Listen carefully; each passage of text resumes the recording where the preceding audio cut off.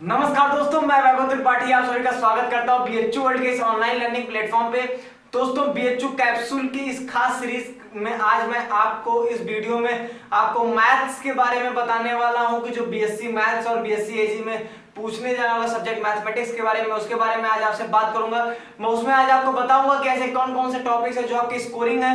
मैं आपको बताऊंगा कि आपको मैथ्स का पेपर अटेम्प्ट करते समय क्या प्रिकॉशन देना है, किन चीजों का बहुत ज्यादा ध्यान देना है मैथ्स के पेपर में। तो सभी लोग जानते हैं कि बीएससी मैथ्स के पेपर में 50 क्वेश्चन आते हैं और बीएससी एजी में 25 क्वेश्चन आते हैं। तो कुछ ऐसे टॉपिक्स होते हैं जिनके क्वेश्चंस आपको पेपर में जरूर अटेम्प्ट करना है, क्योंकि उनसे जो प्रोबेबिलिटी ऑफ डूइंग मिस्टेक होती है वो मिनिमम होती है। तो ऐसे कुछ चैप्टर्स हैं जिनका भी मैं आपको नाम बताऊंगा, उसमें कुछ इंपॉर्टेंट टॉपिक्स होंगे, कुछ फॉर्मूले होंगे, एक आध क्वेश्चन होगा तो भी मैं आपको करवाऊंगा। ठीक है, तो मैं ओवरऑल आपको जितने भी स्कोरिंग टॉपिक्स हैं मैं उसके बारे में आपको इंट्रोडक्शन जरूर दे दूंगा। और इसी के साथ और मैं आपको बताऊंगा कि आपको क्या क्या ध्यान रखना है पेपर देते समय। देखिए, सबसे पहले मैं आपको बता दूं कि बीएससी मैथ्स वालों के लिए कि आपको 50 क्वेश्चन मैथ्स के होते हैं, तो आप ये जान लीजिए कभी भी आपको ये नहीं सोचना आपको 50 अटेम्प्ट करना है। मैथ्स के पेपर को अगर मेरी सलाह मानिए, मेरे एक्सपीरियंस के बेसिस पे अगर मानिए, तो आपको मैथ्स को सबसे आखिरी में अटेम्प्ट करना है, क्योंकि मैथ्स के क्वेश्चन हो सकते हैं ऐसे आपके उलझाने वाले हैं कि जिससे आपका टाइम ज्यादा खराब हो।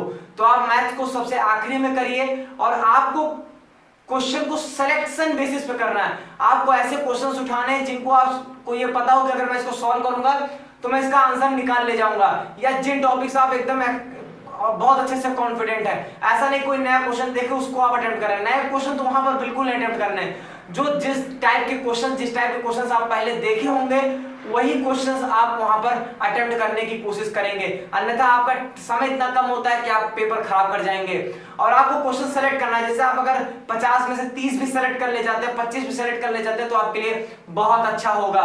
ठीक है, इसी के रिगार्डिंग मैं आज आपसे इस वीडियो में बात भी करूंगा कि कौन कौन टॉपिक से क्वेश्चन आपको जरूर उठाने हैं, या ये तो आपके ऊपर डिपेंड करता है कि आपका क्या स्ट्रॉन्ग पोर्शन है, आप कौन से टॉपिक उठाना चाहेंगे। लेकिन मैं अपने एक बेसिस पे, अपने कंफर्ट जोन, जो मुझे अच्छा लगता है, जो मेरा एक्सपीरियंस करता है, मैं उस बेसिस पे आपको बता दूंगा। ठीक है, बाकी सलाह मानना आपके ऊपर है। अच्छा, दूसरी चीज, बीएससी एजी में आपके 25 क्वेश्चन आते हैं, तो बीएससी मैथ के कंपैरिजन में बीएससी एजी के मैथ का जो लेवल होता है वो डाउन होता है। ठीक है, बीएससी मैथ का लेवल काफी अच्छा आता है, लेकिन बीएससी एजी वाले भी मैथ्स को आखिरी में अटेम्प्ट करेंगे और वो भी सिलेक्शन बेसिस पे ही जो जो क्वेश्चंस पे कॉन्फिडेंट होंगे वही करेंगे, सारा क्वेश्चन अटेम्प्ट करने के पीछे नहीं भागेंगे। ठीक है, तो चलिए हम वीडियो को स्टार्ट करते हैं। तो देखिए, सबसे पहली बात ये है कि जो आपका जो सबसे पहला पोर्शन है वो आपका मैं बात करने जा रहा हूं कोऑर्डिनेट ज्योमेट्री के बारे में, जो आपका कोनिक सेक्शन जिसको कहते हैं। तो कोऑर्डिनेट ज्योमेट्री का पोर्शन आपका ऐसा है जिसको आपको लास्ट में रिवीजन करके जरूर जाना चाहिए, क्योंकि इसमें नंबर ऑफ फार्मूला काफी ज्यादा होता है, चीजें एक बार आपको रिवाइज करना बहुत जरूरी है, नहीं तो आप एग्जाम में कुछ चीजें इधर उधर होंगी तो आपसे गलतियां हो जाएंगी। ठीक है, तो कोऑर्डिनेट ज्योमेट्री में सबसे पहले आप जानते हैं कि टोटल आपके 5-6 चैप्टर्स आते हैं, जो कि आपका पहला कोऑर्डिनेट सिस्टम, दूसरा आपका स्ट्रेट लाइन, तीसरा आपका सर्किल, चौथा आपका पैराबोला, पांचवा इलिप्स, छठवां आपका हाइपरबोला। हर एक चैप्टर को मैं अलग अलग ले लेता हूं और फिर उसमें इंपॉर्टेंट चीजें आपको बता देता हूं। कोऑर्डिनेट ज्योमेट्री को मैं थोड़ा ज्यादा एक्सपैंड करके बताऊंगा, क्योंकि मैं आपको बता रहा हूं बीएससी मैथ्स में मान के चल लीजिए लगभग 6 क्वेश्चन जो है आपको कोऑर्डिनेट ज्योमेट्री से मिलेंगे, और मैं बता रहा हूं आपको, ये गारंटी कर रहा हूं, आप अगर अच्छे से पढ़ाई किए होंगे तो आपके 6 क्वेश्चन निकल जरूर जाएंगे, आप उनको क्वेश्चन कर लेंगे और सही होंगे। ठीक है, और इसके बाद मैं आपसे बात करूंगा वेक्टर 3D के बारे में, कि वेक्टर 3D भी आप लास्ट टाइम में रिवाइज जरूर कर लें, और उनकी वेक्टर 3D के क्वेश्चंस जो हैं आप छोड़ने की कोशिश नहीं करेंगे, उसको अटेम्प्ट करने की पूरी कोशिश करेंगे। वेक्टर 3D से मिला के आपको 6 से 7 क्वेश्चन मिल सकता है। चैप्टर बहुत बड़े नहीं है, इजी चैप्टर्स है, वेक्टर 3D बहुत इजी चैप्टर्स हैं, बहुत ज्यादा उसमें आपको टेंशन नहीं लेना है, ना बहुत ज्यादा ट्रिकी क्वेश्चंस उसमें आते हैं इन कंपैरिजन टू कैलकुलस। जैसे कैलकुलस में आपके क्वेश्चन बहुत ट्रिकी आ जाते हैं, तो वहां पर आप फंस सकते हैं। ठीक है, लेकिन कोऑर्डिनेट ज्योमेट्री, वेक्टर 3D, इनके सबके आपको क्वेश्चन नहीं छोड़ने हैं। आपको नहीं छोड़ना है मैट्रिसेस, डिटरमिनेंट्स के क्वेश्चन, इनके क्वेश्चंस को आप हल्का सा, आप अगर डिटरमिनेंट्स की सारी प्रॉपर्टीज पढ़े हैं, मैट्रिसेस में प्रॉपर्टीज पढ़े, तो आप अच्छा कर सकते हैं और क्वेश्चन आपके 3 से 4 क्वेश्चन लगभग आएंगे।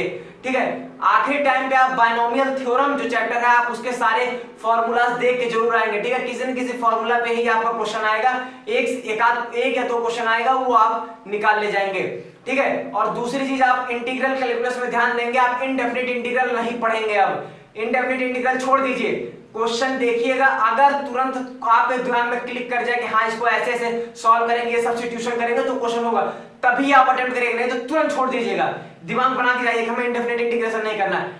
आपके एक आध क्वेश्चन उसका आएगा, आपको डेफिनेट इंटीग्रेशन और डिफरेंशियल इक्वेशन इस दो का रिवीजन बहुत अच्छे से करके जाना है, क्योंकि आपका डेफिनेट इंटीग्रेशन और डिफरेंशियल इक्वेशन आपको मान के चलिए आपको 6 से 7 क्वेश्चन देगा, तो डेफिनेट 6 से 7 क्वेश्चन मान के चलिए आपको 4 क्वेश्चन तो सही ही करना है, ठीक है। डिफरेंशियल इक्वेशन में कुछ 3-4 आपके मेथड है, उन सबको अच्छे से पढ़ लीजिए, सब पे एक एक दो क्वेश्चन आप देख लीजिए, प्रीवियस ईयर के देख लेंगे तो आपके लिए ज्यादा बेटर होगा।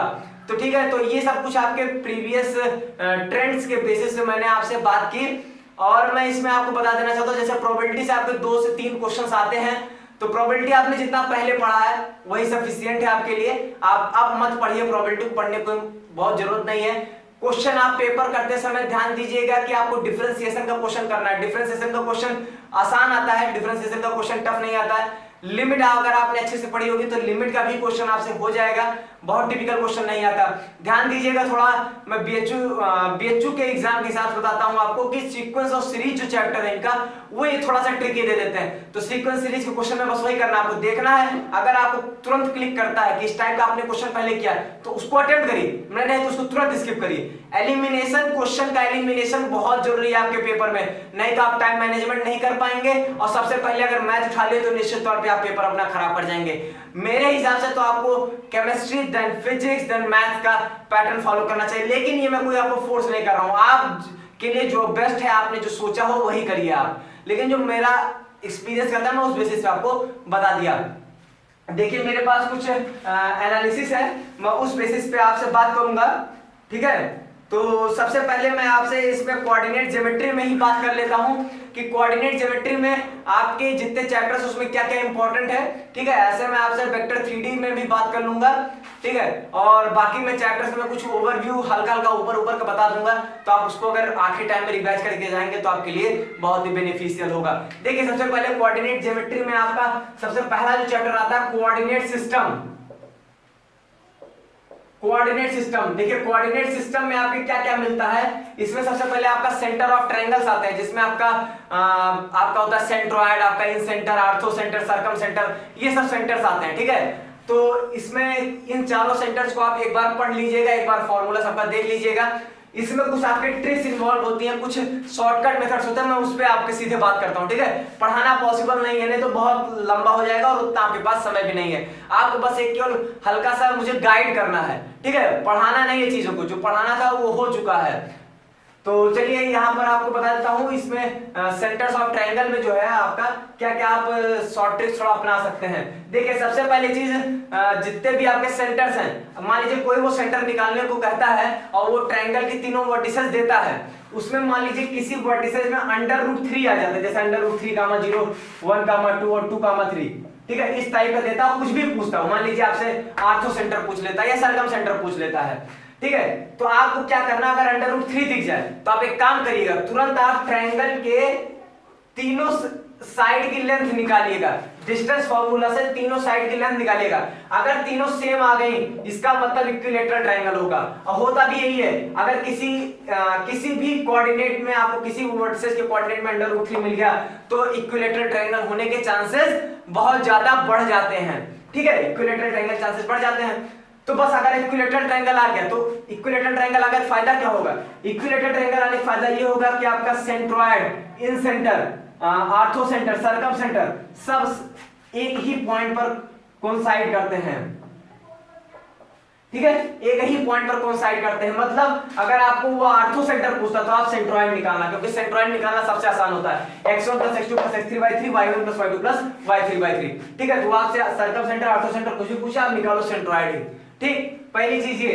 दूसरा एक पॉइंट है कि अगर मान लीजिए कभी आपको ये हो गया कि अगर वो राइट एंगल ट्रायंगल की तीनों वर्टिसेस देता है, जो आपको तीनों वर्टिसेस देता है वो राइट एंगल ट्रायंगल की वर्टिसेस हैं, तो ये जो आपका हाइपोटेन्यूज है, इसका जो आपका मिड पॉइंट होगा ये आपका सर्कम सेंटर होगा, और दो परपेंडिकुलर लाइंस का जो पॉइंट ऑफ इंटरसेक्शन होगा ये आपका आर्थो सेंटर होगा, ठीक है, ये आर्थो सेंटर हो जाएगा, और ये आपका इसका जो मिडिल पॉइंट होगा हाइपोटेन्यूज का वो आपका सर्कम सेंटर हो जाएगा।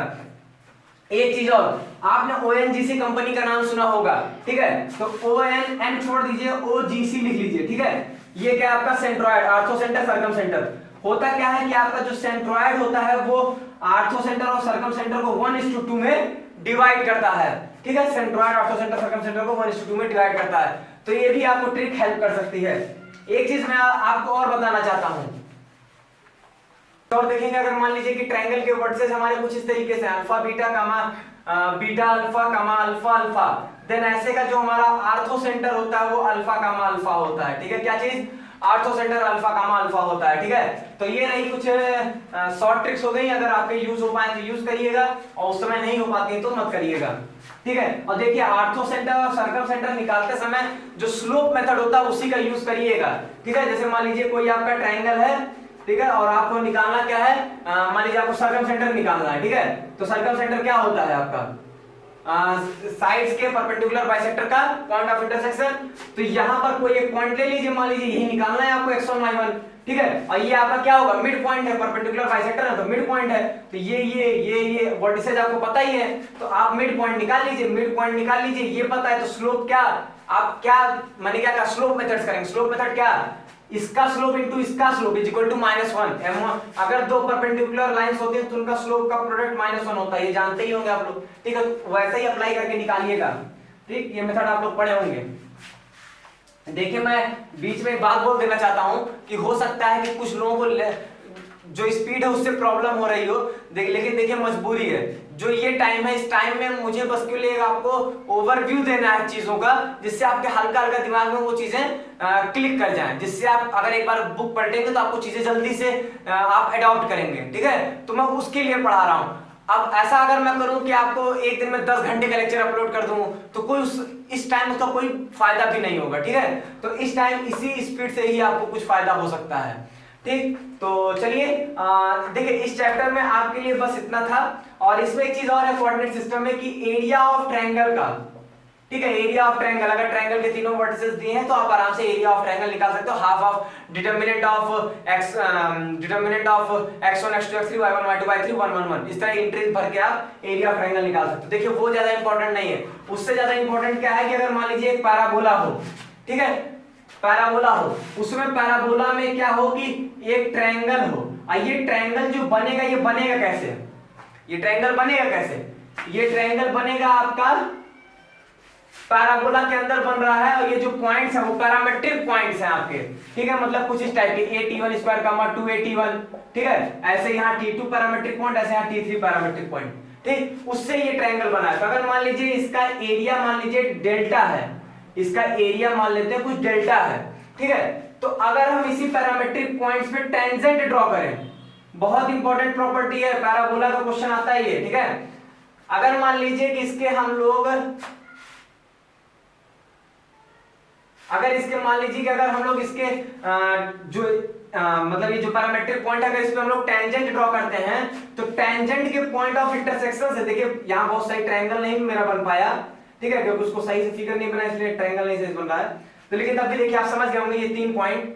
तो जो मतलब पैरामेट्रिक पॉइंट्स पे टेंजेंट बनाने पे जो उनका इंटरसेक्शन होगा टेंजेंट्स का, उनके इंटरसेक्शन से बनने वाला जो ट्रायंगल है उसका जो एरिया होता है वो इसका आधा होता है। मतलब अगर मान लीजिए इसका एरिया 16 स्क्वायर मीटर होता तो इसका आपका हो जाएगा 8 स्क्वायर मीटर, ठीक। तो ये बहुत इंपॉर्टेंट प्रॉपर्टी होती है, और इसका पॉइंट ऑफ इंटरसेक्शन कुछ ऐसे आता है AT1 T2 कामा AT1 प्लस T2, ठीक है, कुछ इस तरीके से आता है। तो एरिया ऑफ ट्रायंगल में ये बात बहुत इंपॉर्टेंट होती है कि ऐसे याद रखिएगा कि अंदर वाला एरिया जितना होगा उसका आधा बाहर वाले का आएगा, ठीक है। अंदर वाला पैरामेट्रिक पॉइंट से बना है और बाहर वाला पैरामेट्रिक पॉइंट पे जब टेंजेंट बनाएंगे तो उनके इंटरसेक्शन से बनने वाला ट्रायंगल है, ठीक। तो कोऑर्डिनेट सिस्टम में आपकी इतनी चीजें इंपॉर्टेंट थी। अब इसके बाद अगर हम लोग इसमें बात करें, स्ट्रेट लाइन चैप्टर आता है ना आपका इसमें, चलिए स्ट्रेट लाइन चैप्टर में, स्ट्रेट लाइन चैप्टर में सबसे पहले चीज तो जो different forms of equation of lines है, जिसमें आपका स्लोप इंटरसेप्ट फॉर्म है, या आपका 1 पॉइंट स्लोप फॉर्म है, 2 पॉइंट स्लोप फॉर्म है, ये सब थोड़ा जरूरी होता है। उससे सबसे ज्यादा जरूरी जिससे क्वेश्चन आता है वो होता है आपका सिमेट्रिक फॉर्म, जहां से क्वेश्चन आएगा सिमेट्रिक फॉर्म या आपका parametric form of A line, ठीक है। और इससे किस टाइप का क्वेश्चन आता है वो मैं आपको दिखाता हूँ, बहुत जरूरी है, हो सकता है कि क्वेश्चन आपके एग्जाम में आ जाए। देखिए क्वेश्चन क्या है कि आपको फाइंड करना है कि distance of the point, find the distance of the point 2, 3 from the line 2x minus 3y plus 9 is equal to 0 measured along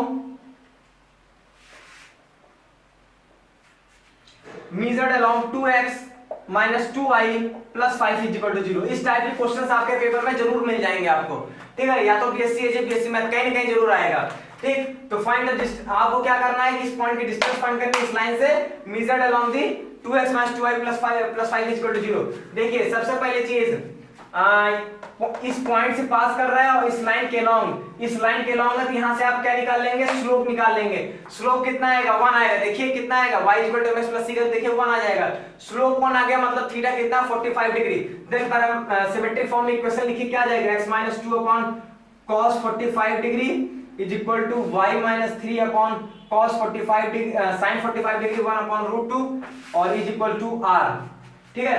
तो यहां से हम लोग निकाल सकते हैं कि coordinate of any point on this line, जो ये इक्वेशन ऑफ लाइन लिखे इस लाइन पे coordinate of any point on this line हम लोग निकाल सकते हैं। कैसे निकालेंगे, देखिए r/√2 + 2 r/√2 + 3, ठीक है। इस तरीके से आप यहाँ पे coordinate of any point on this line निकाल दिया। अब ये जो पॉइंट है, ये सीधी सी बात है कि इस लाइन पे लाई कर सकता है, क्योंकि हमें कुछ ऐसा निकालना था कि मान लीजिए ये वाली लाइन ये है, ठीक है, और ये हमारा पॉइंट है, और ये जो लाइन है वो ये वाली लाइन है, ठीक। तो ये पॉइंट है आपका क्या, 2, 3, तो इस लाइन में मैंने ये कोऑर्डिनेट लिख दिया, ये वाला r/√2 + 2 r/√2 + 3, ठीक। और ये जो यहां से यहां तक की दूरी है ये r है, ठीक। तो आपको बेसिकली करना क्या है, इस पॉइंट को इस लाइन की इक्वेशन में सेटिस्फाई करा दीजिए, r की वैल्यू आ जाएगी, जो r की वैल्यू होगी आपकी वही आपकी क्या आ जाएगी, डिस्टेंस आ जाएगी। तो क्या किया बेसिकली मैंने बेसिकली बस इतना किया है, सबसे पहले सिमेट्रिक फॉर्म में लाइन की इक्वेशन लिखी है कि जो इस पॉइंट से पास कर रही है, देखिए इस पॉइंट से पास कर रही है और किस लाइन के अलोंग है, इस लाइन के अलोंग है, तो स्लोप वही होगा आपका, ठीक है। स्लोप निकाल लिया, जिससे मुझे यहाँ पर, क्योंकि सिमेट्रिक फॉर्म ऑफ लाइन आपको पहले पता होनी चाहिए, तब मैं मान के चल रहा हूँ कि आपको सिमेट्रिक फॉर्म ऑफ लाइन पता है, तब मैं क्वेश्चन करा रहा हूँ। x - x1 cos θ = y - y1/sin θ = r। इस टाइप का क्वेश्चन, इस टाइप की आपकी पैरामीट्रिक क्वेश्चन होती है लाइन की, ठीक। तो यहाँ पर आप cos 45 sin 45 रखेंगे और उसके बाद x y निकाल के आप उसको जब, और ये जो आपने निकाला है क्या है, coordinate of any point on this line, तो मैंने ये मान लिया, ठीक है। इसको रखने में मुझे फायदा होगा, तो इसकी लाइन की क्वेश्चन में रख दिया, r निकाल लेंगे, हो जाएगा क्वेश्चन, ठीक है। चलिए इस टाइप के क्वेश्चन की प्रैक्टिस आप अपने आप कर लीजिएगा। मैं जान रहा हूँ जो पहली बार देख रहे होंगे वो निश्चित तौर पर उनको चीजें नहीं समझ में आएंगी, ये उन्हीं के लिए बेनिफिशियल हो पाएगा जिन्होंने पहले से थोड़ी पढ़ाई अच्छी की होगी, उन्हीं के लिए अच्छा हो सकता है ये। चलिए दूसरी चीज इसमें क्या है आपके लिए जरूरी, वो है आपका कंकरेंट लाइन का कॉन्सेप्ट है। कंकरेंट लाइंस मतलब क्या होता है कि 3 लाइंस जो है वो एक ही पॉइंट पर मीट करें, ठीक है, कुछ ऐसा हो।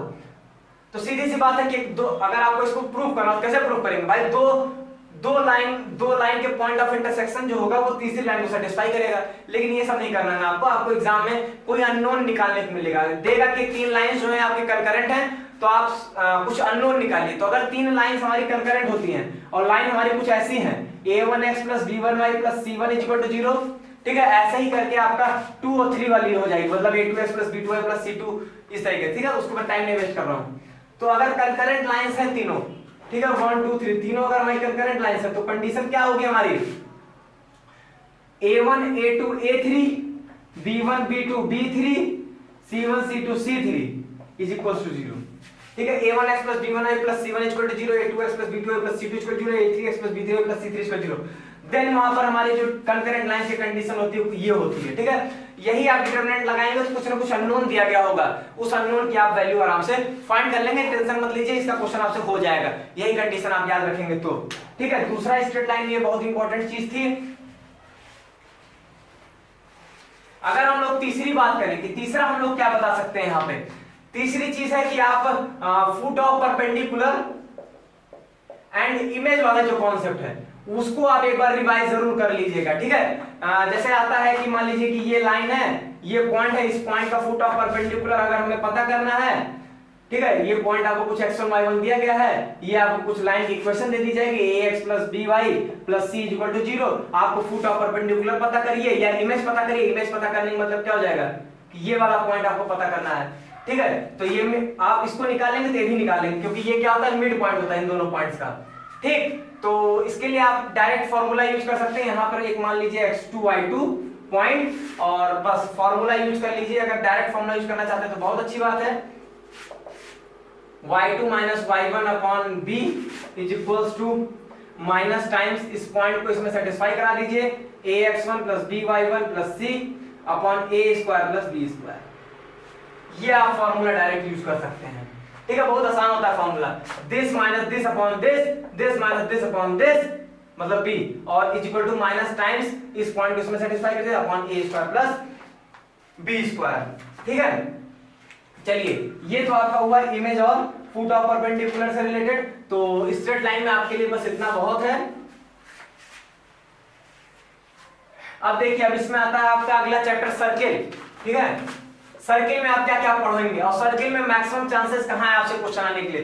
देखिए, सबसे पहला पॉइंट होता है आपका डायमेट्रिक फॉर्म सर्किल का, मतलब डायमीटर के दो एंड पॉइंट्स आपको दिए गए होंगे, तब आपकी सर्किल की इक्वेशन निकालनी होगी, ठीक है।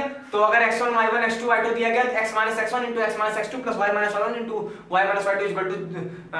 क्या कहते हैं 0, ये आपकी इक्वेशन आती है डायमेट्रिक फॉर्म में, सर्किल की इक्वेशन आती है, ठीक है। तो पहला तो ये मेजर पॉइंट है आपका। दूसरा जो है आपका वो ये है कि टेंजेंट नॉर्मल वाली चीजें आती हैं, जिसमें आपको टेंजेंट में कंडीशन ऑफ टेंजेंसी पता होनी चाहिए। आप टेंजेंट की इक्वेशन लिख लीजिए। अच्छा, आपको मैं आपको कुछ कॉमन बात बता देता हूँ, जो आपका सर्किल, पैराबोला, इलिप्स, हाइपरबोला सब में लगता है, वो क्या है। पहला चीज है आपका इक्वेशन ऑफ टेंजेंट लिखना।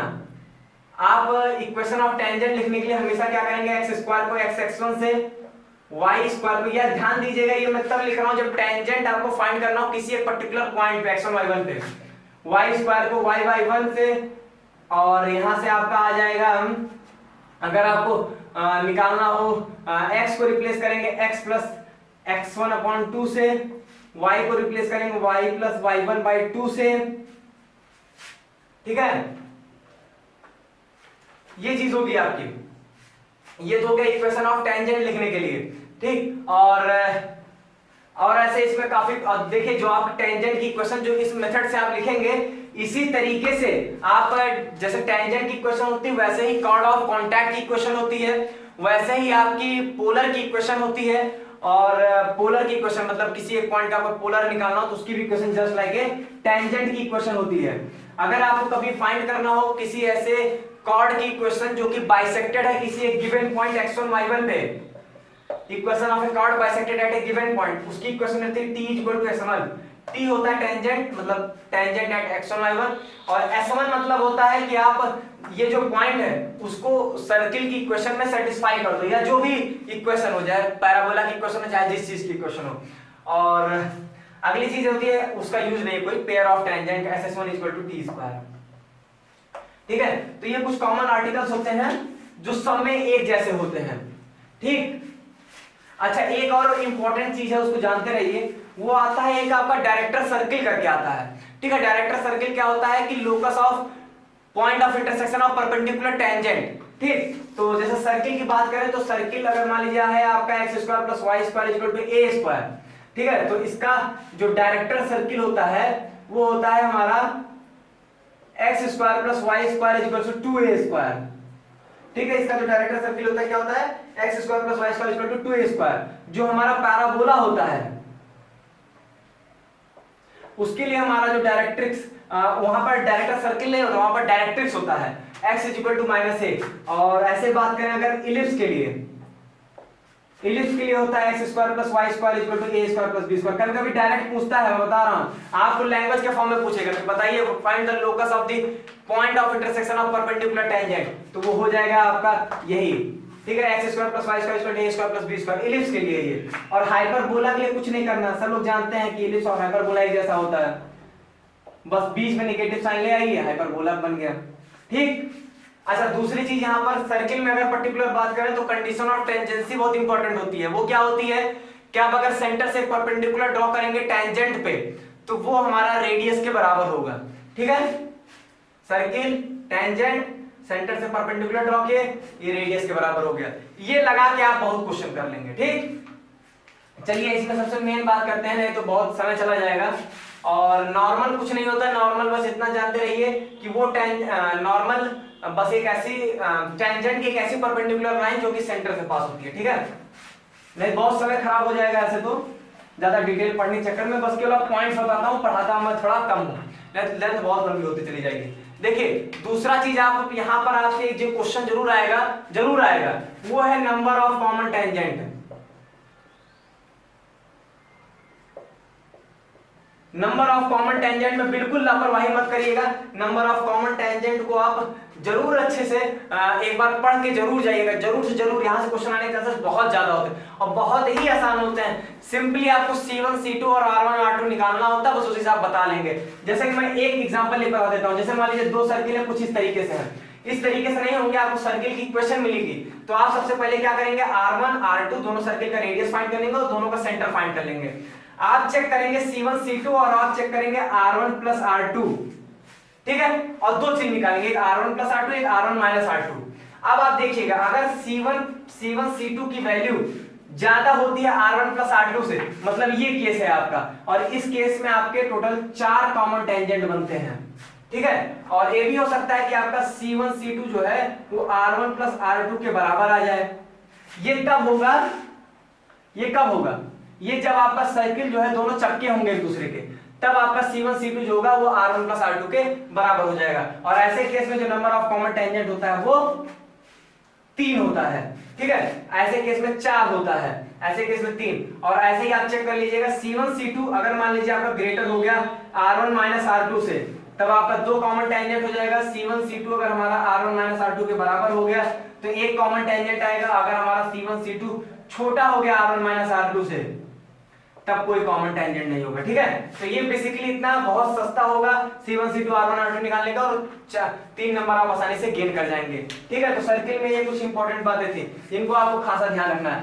आगे आते हैं हम लोग पैराबोला में। पैराबोला में सबसे पहली चीज तो आपको पैराबोला के टर्म्स क्लियर होने चाहिए, जो भी उसका डायरेक्ट्रिक्स है, फोकस है, ये सब चीजें आपको क्लियर होना चाहिए।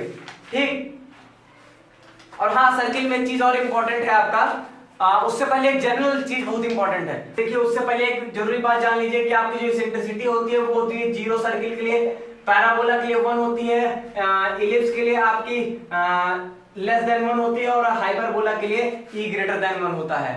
ठीक है, इस चीज को आप ध्यान में रखे रहिएगा। इसेंट्रिसिटी का फॉर्मूला भी वो भी मैं बात करता हूँ आपसे। ठीक है, तो पैराबोला की मैं बात करता हूँ। पैराबोला पहले आप टर्म्स को जानते रहेंगे, और उसके बाद आप कुछ नहीं बस केवल इक्वेशन ऑफ पैराबोला निकालना थोड़ा सीख लीजिए, और टेंजेंट नॉर्मल की बेसिक प्रॉपर्टीज जानते रहिए, तो आपका हो जाएगा। और क्वेश्चन जो होते हैं वो आपके टेंजेंट नॉर्मल से ही ज्यादा चांसेस होते हैं उसके आने के। ठीक है, और या तो इक्वेशन ऑफ पैराबोला का आएगा, बहुत उसमें टफ क्वेश्चंस नहीं आते हैं। ठीक, और थोड़ा टेंजेंट की प्रॉपर्टीज को सही से पढ़ लीजिएगा। एक प्रॉपर्टी ये जरूर पढ़ लीजिएगा, 1/L1 + 1/L2 = 2/2a। Semi-latus rectum is the harmonic mean of the 2 segments of a focal chord। ये हमारे 2 segments of focal chord की वो है, क्या कहते हैं, लेंथ है। ठीक है, जैसे फोकल कॉर्ड ये हो गए, फोकस के पास करे L1 L2 है। ठीक है, तो एक ये प्रॉपर्टी आप जरूर जानते रहिएगा। चलिए इसमें अगर हम लोग बात करें आगे, इलिप्स और हाइपरबोला में ध्यान दीजिएगा। आपके पेपर में इलिप्स और हाइपरबोला में बहुत अच्छे लेवल का क्वेश्चन नहीं आता, हाइपरबोला तो बिल्कुल नहीं आता, बहुत इजी क्वेश्चन आते हैं, और बेसिकली वो इसेंट्रिसिटी पे फोकस्ड होते हैं। तो आप इसेंट्रिसिटी का फॉर्मूला थोड़ा अच्छे से देख के जाइएगा कि इसेंट्रिसिटी इक्वल टू 1 - b² ये तब होता है जब a² ग्रेटर देन b² हो इलिप्स की इक्वेशन में, और E इक्वल टू 1 - a² जब हमारा b² बड़ा हो a² से। ठीक है, और ऐसे ही हाइपरबोला यहाँ पर होता है हमारा 1 + b² ये हाइपरबोला के लिए। ठीक है, तो काफी बार ऐसे क्वेश्चन आया भी है और आता भी इसी तरीके से कि आपको इलिप्स और हाइपरबोला की इसेंट्रिसिटी से रिलेटेड क्वेश्चन आएगा। ठीक है, और ये हो सकता है कि इलिप्स के टेंजेंट नॉर्मल से थोड़ा हल्का फुल्का क्वेश्चन आ जाए, लेकिन चांसेस काफी कम होते हैं। तो आप सर्किल और स्ट्रेट लाइन ज्यादा अच्छे से करेंगे इन कंपैरिजन टू इलिप्स और हाइपरबोला के। ठीक है, सर्किल, स्ट्रेट लाइन और पैराबोला अच्छे से करेंगे काफी। ठीक, चलिए अब हम बात करते हैं वेक्टर 3D में। वेक्टर 3D में देखिए आपको कम से कम नहीं तो 5 क्वेश्चन तक तो वो दे देगा, ठीक है, बीएससी मैथ वालों को। और ऐसे बीएससी एजी वाले भी 3-4 क्वेश्चन समझ लें। देखिए वेक्टर के क्वेश्चन बहुत इजी आते हैं, आप सिंपल स्केलर डॉट प्रोडक्ट पढ़ के जाइए, वेक्टर डॉट प्रोडक्ट पढ़ के जाइए, और उसके बाद आपका स्केलर ट्रिपल प्रोडक्ट आता है, उससे तो प्रॉपर्टी क्वेश्चन आते हैं। देखिए मैं आपको कुछ प्रॉपर्टीज लिखा भी देता हूं यहाँ पर, जैसे कि आपकी ये आ जाएगी ए बी सी, ठीक है, स्केलर ये ट्रिपल प्रोडक्ट है, स्क्वायर, तो ये हो जाता है ए बी सी, और जो कि आपके बराबर, और सबकी ज्योमेट्रिकल मीनिंग समझ के जाइएगा कि इसका मतलब होता है कि वॉल्यूम ऑफ पैरेललोपाइड शो करता है इस तरीके से, ठीक है। और ये हो जाएगा A dot B, A dot C, determinant में है सब ये, ठीक है। ऐसे ही आप लिख लीजिए बी डॉट ए, ऐसे यहाँ पर सी डॉट ए, बाकी ऐसे डॉट बी डॉट सी, इस तरह आप लिख सकते हैं, ठीक है। तो ये होता है, इससे ज्यादा जरूरी आपका ये है कि a minus B, B minus C और सी माइनस ए है अगर, तो 0 हो जाएगा, ठीक है। a plus B, B plus C, C plus A, ये सब क्वेश्चन, इस टाइप के क्वेश्चन आपके आए भी हैं, ठीक है। इन प्रॉपर्टीज को आप जरूर देख लीजिएगा। या आपके इस टाइप के कि a cross B, B cross C cross A is equal to A B C का स्क्वायर, ठीक है। इस टाइप के प्रॉपर्टीज आपके लिए इंपॉर्टेंट होंगे। और ये भी ध्यान दीजिएगा कि scalar triple product A B C is equal to 0 हो जाएगा अगर आपके ए बी सी कोप्लेनर है। ए बी सी जो होगा आपका अगर कोलिनियर होगा तो भी, मतलब ए बी सी क्या है, वेक्टर है ना, वेक्टर ए बी सी अगर कोलिनियर होंगे तब भी वैल्यू 0 हो जाएगी, या ए बी आ जाए तब भी वैल्यू 0 हो जाएगी, ठीक है। तो स्केलर ट्रिपल प्रोडक्ट थोड़ा ध्यान दे दीजिएगा, एक आध क्वेश्चन इससे आएगा तो आपसे हो जाएगा। स्केलर डॉट प्रोडक्ट बहुत ही आसान होता है, उससे क्वेश्चन भी आता है, बस थोड़ा सा उसमें आप ऐसा करिएगा कि इसमें थोड़ा सा दिमाग चलाइएगा, थोड़ा ट्रिक लगाने की कोशिश करिएगा, हो जाएगा आपसे। चीजों को थोड़ा इधर उधर करने से क्वेश्चन उसमें हो जाते हैं, ठीक है। तो वेक्टर 3D, और आपके बेसिकली मैं बात करूं 3D में एक क्वेश्चन तो आपके डायरेक्शन रेशियो, डायरेक्शन कोसाइन से आता है। डायरेक्शन कोसाइन में जो हमारा एंगल बिटवीन टू लाइंस वाला जो आर्टिकल है वहां से आप पढ़ लीजिएगा, ठीक है, वहां से क्वेश्चन आप निकाल सकते हैं। दूसरा आपके प्लेन की इक्वेशन से जरूर आएगा, कुछ भी दे सकता है, उसमें बहुत सारी कंडीशंस बनती हैं कि ऐसे दे देगा कि आपका प्लेन जो है किसी एक पॉइंट से पास कर रहा है, ठीक है, आपको इस तरह दे सकता है कि आपका प्लेन जो है किसी एक पॉइंट से पास कर रहा है और फिर वो परपेंडिकुलर है किसी दूसरे प्लेन से, तब आप वही लगाएंगे कि प्लेन का जो नॉर्मल होगा उसके नॉर्मल के परपेंडिकुलर होगा, तो दोनों के डायरेक्शन रेशियो का जो डॉट प्रोडक्ट होगा वो 0 के बराबर हो जाएगा, ठीक है। तो कुछ भी दे सकता है आपको कि ऐसा क्वेश्चन भी आता है कि question of a plane containing a line, मतलब कोई प्लेन है उसमें कोई लाइन है, तो सीधी सी बात है कि अगर किसी प्लेन में कोई एक लाइन है तो वो जो लाइन है वो जिस पॉइंट से पास करे प्लेन भी उस पॉइंट से पास करेगा। एक इक्वेशन यहां से बन जाएगी, और दूसरी इक्वेशन हमारी बन जाएगी कि जो प्लेन का नॉर्मल होगा वो लाइन के परपेंडिकुलर होगा, तो दोनों के डायरेक्शन रेशियो का डॉट प्रोडक्ट 0 के बराबर कर देंगे, उससे हो जाएगा। Equation of plane passing through 3 points भी हो सकता है, ठीक है। तो काफी equation of plane in intersect form में भी आता है, ठीक है। Equation of plane passing through the line of intersection of two planes P, जिसमें हम लोग कह देते हैं P1 plus lambda P2 is equal to 0, ठीक। तो इस तरीके से आपके बहुत सारे मतलब प्लेन इक्वेशन ऑफ प्लेन से एक क्वेश्चन आपका आ सकता है। और बाकी 3D में आप देखना चाहें तो आप शॉर्टेस्ट डिस्टेंस देख लें, शॉर्टेस्ट डिस्टेंस का आर्टिकल देख के जाए, कोप्लेनर लाइंस का आप आर्टिकल जरूर देख के जाएं एक बार, ठीक है, तो वो आपके लिए बेनिफिशियल हो सकता है। एक चीज जान लीजिए, अगर पढ़ के जाएंगे तो गलत नहीं होगा, ये मैं आपको कह रहा हूं। अगर ईमानदारी से पढ़े होंगे, हमारे जो एनरोल्ड स्टूडेंट है वो तो स्पेशली खास कर जितना मैं पढ़ाया हूं, पढ़ के जाएंगे एक क्वेश्चन इधर से उधर नहीं आएगा, कोई ना कोई कराया वही क्वेश्चन आ जाएगा, ठीक है। तो वो लोग तो बिल्कुल रिलैक्स रहें, वो लोग तो बिल्कुल पैनिक ना हो। इसके अलावा मैं ट्रेंड के बेसिस पे आपको ऑलरेडी बता चुका हूं, आप रिवीजन के लिए क्या करेंगे कि ट्रिग्नोमेट्री के फॉर्मूले जरूर एक बार आप सरसरी निगाह से एक बार जरूर देख लीजिएगा, नहीं तो आखिरी टाइम पे कहीं फॉर्मूला इधर उधर कर देंगे दिक्कत हो जाएगी। लेकिन ध्यान दीजिएगा ट्रिग्नोमेट्री के भी 3 से 4 क्वेश्चन आते हैं, लेकिन 3 से 4 में से 1 से 2 करने वाले होंगे, उसमें से एक इनवर्स आप कर सकते हैं, लेकिन 1-2 आपको एक ऐसा ट्रिकी क्वेश्चन देगा कि आप उलझ जाएंगे। आप लगा तो सकते हैं लेकिन आपको 10 मिनट लग जाएगा, तो टाइम नहीं वेस्ट करना है किसी क्वेश्चन पे। मैथमेटिक्स के पेपर में सबसे मेन बात है किसी क्वेश्चन पे आपको रुकना नहीं है, क्वेश्चन लगातार आप करते रहिए। जहां पर भी आपको थोड़ा सा ऊपर नीचे लगे सोचना पड़े स्किप कर दीजिए, तुरंत क्वेश्चन छोड़िए। आप जितना अच्छा मैथ के पेपर में एलिमिनेट करेंगे उतना अच्छा आपका मैथ का पेपर जाएगा, ये मैं आपको बता रहा हूं। जितना अच्छा एलिमिनेशन आप करेंगे, सब क्वेश्चन के पीछे भगेंगे तो पक्का नुकसान कर जाएंगे। बीएससी मैथ वाले खास कर ध्यान देंगे, क्योंकि बहुत नहीं कि आपको कोई 50 क्वेश्चन नहीं करना, 30 क्वेश्चन 25 क्वेश्चन करके भी आएंगे तो बहुत अच्छा स्कोर आ जाएगा, अगर उधर केमिस्ट्री और फिजिक्स में अच्छा किए हैं तो, ठीक है। तो यही सब मेरी बात मैथमेटिक्स के लिए थी, इसको ध्यान दीजिएगा। और बाकी मैं ईश्वर से कामना करूंगा कि आपका पेपर बहुत अच्छा जाए, आप लोगों की मेहनत जरूर रंग लाए, और आपको एग्जाम के लिए ऑल द बेस्ट। बहुत बहुत धन्यवाद।